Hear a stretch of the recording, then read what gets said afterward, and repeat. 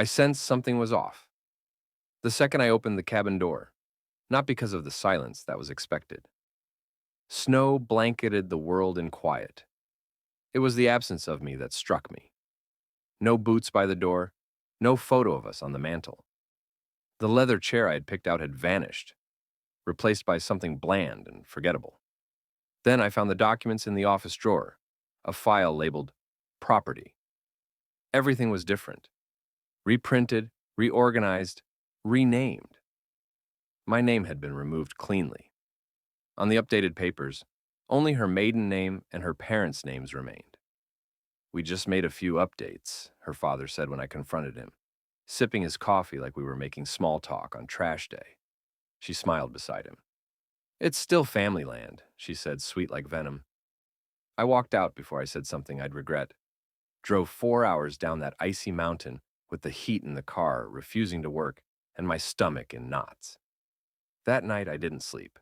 I opened the safe, pulled out the original deed, signed by me, paid for by me, filed under my name, and I sent it to the one person they never saw coming. But that came later. 3 years earlier, the cabin had been a dream, a rundown log shell on forgotten land. I saw what it could be. She saw what it might mean. Weekends were for rebuilding. New walls, new wires, new memories. Her parents called it too remote back then. Funny how they changed their minds when it was finished. Now, they spent their retirement there, acting like they'd raised it with their own hands. She used to run barefoot up those porch steps, wild hair, bright eyes. She called it our sanctuary. She said she'd never felt more at peace. She said a lot of things. The shift happened slowly. First, she stopped coming on weekends, claimed work was too busy. Then came the girls' nights that never appeared on her calendar. I noticed charges at hardware stores near the cabin: paint, lumber, locks. You said it needed updating, she told me, casual. I hadn't said that. Then, one night, her phone lit up on the table. A message preview from her father. Everything's in motion. He won't notice. She didn't see me read it. I didn't ask. I didn't yell. I kissed her forehead and told her to get some sleep. After that, I started sleeping in the office. She thought I was angry. I was focused. Pain has a way of sharpening you. It makes you careful. I hired someone, quiet, reliable. He brought back photos. Her parents unloading furniture, swapping signs, ripping out fixtures. I installed my wife handing over paperwork at the clerk's office. I followed the trail, digital records, filing timestamps, property transfers. They weren't just taking the cabin. They were erasing me. But history doesn't disappear. Not when it's notarized. Not when it's filed in 3 states.